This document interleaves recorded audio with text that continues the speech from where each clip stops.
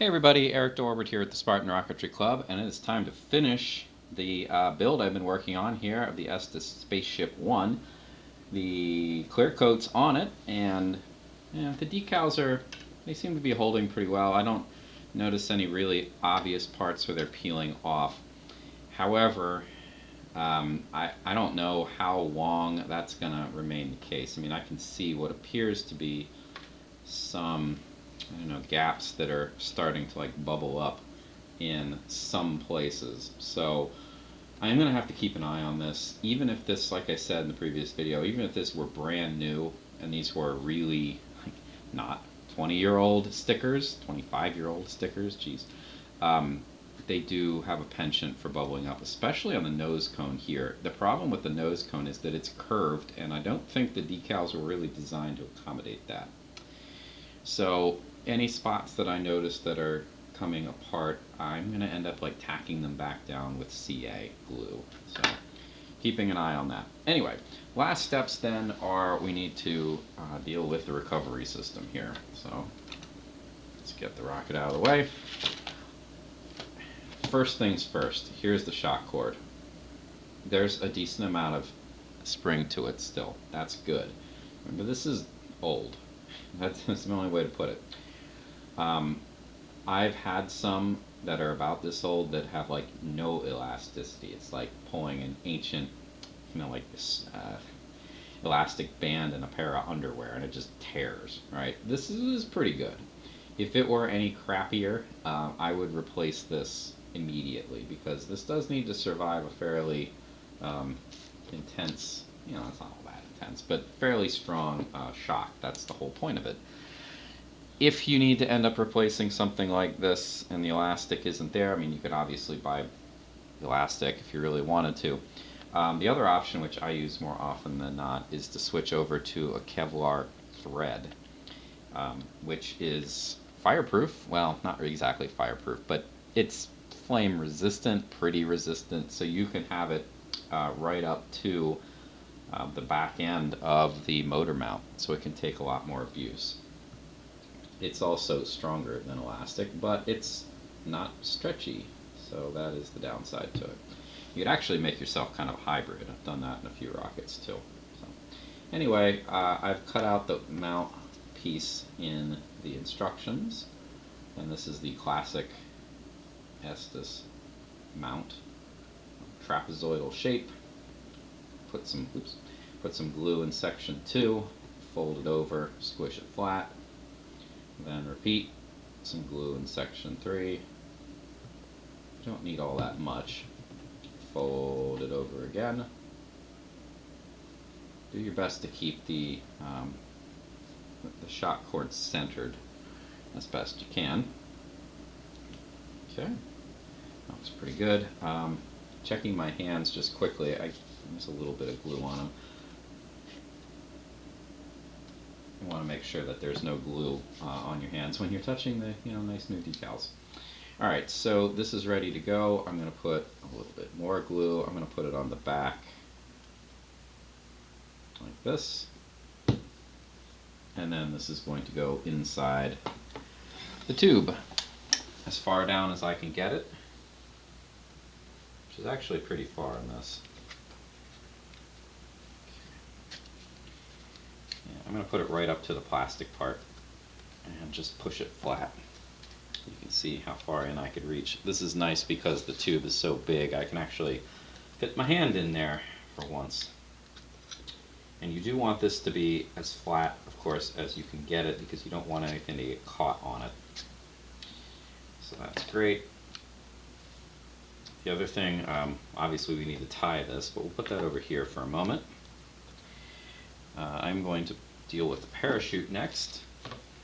This also needs to be inspected, because again, it is old. A couple things could make this unusable. One is the parachute itself could have deteriorated, but it feels like it feels pretty fresh, the plastic. It doesn't feel damaged or crinkly or anything, so we'll assume that that's okay. The other thing that could be problematic are these threads. It's again old, could potentially mean brittle. They look alright. My experience though is that I'm probably going to lose one connection point per flight, which is okay. The plastic basically just has page reinforcers on it, and I have some page reinforcers just in case. So if this does tear out, or if it tears out, I'm just going to put another one on it. That's fine. Typically what happens is the cord itself, the string, tears somewhere, and then you just retie it, and that's fine. This is slightly different than the more modern Estes parachutes because these are all tied to adjacent points. So I don't know if that's better or worse, but it does mean that it's going to be slightly crossed over. It's kind of unavoidable when I bundle all this together. I'm going to get one of my barrel swivels here. I'm going to go with the medium-sized one. These small ones, I haven't used one of these in a while. I have them, and I have used them on, say, like 9-inch parachutes, but not with string like this. It has to be the really taut, more like kite string. This stuff is thicker and floppier and really hard to fish through such a small eyelet. So we'll go with the medium-sized one. The medium-sized one's stronger anyway, and this isn't the lightest model ever, so probably for the best. Alright, so I'm going to gather all the strings up. Again, they are going to, you can see there's a cross right there, unavoidable, because these are all adjacent to each other. I'm actually going to try narrow it down a little bit. Alright, so they're all lined up. Push it through the eye. Then separate them. And yeah, you can see that there's a crossover. I don't want the crossover. I don't want it at all, but it is unavoidable, so we'll just try to minimize its impact and then just pull everything tight. There you go. Clasp comes off. I'm actually going to hold off on that for a moment. I'm going to tie the shock cord in first. This is a decent size eyelet here, so I don't need to do anything special here. If it were narrower, you might want to trim this into a triangular point to make it easier to go through.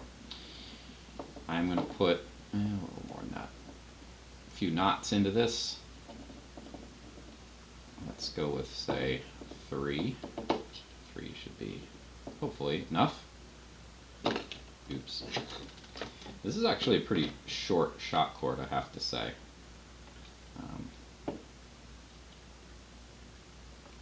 But it's also kind of a short rocket, so hopefully that won't make much of a difference. Alright, so there's 3 knots in. I could probably do a 4th. Maybe I will, just because I can. Because I don't fully trust this cord.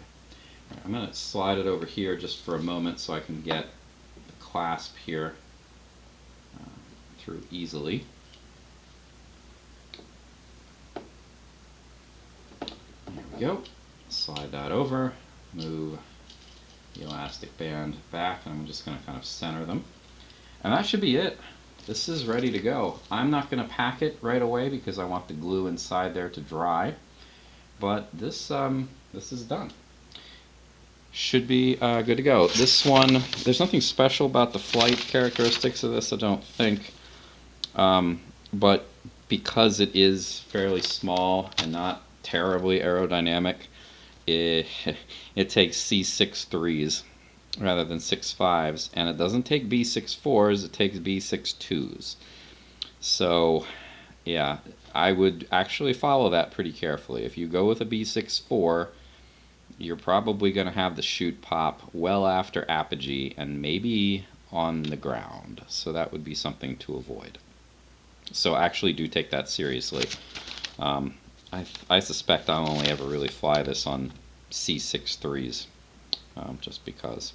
Anyway, so that's it. Thanks for watching, and I look forward to whatever the next build is. See you then.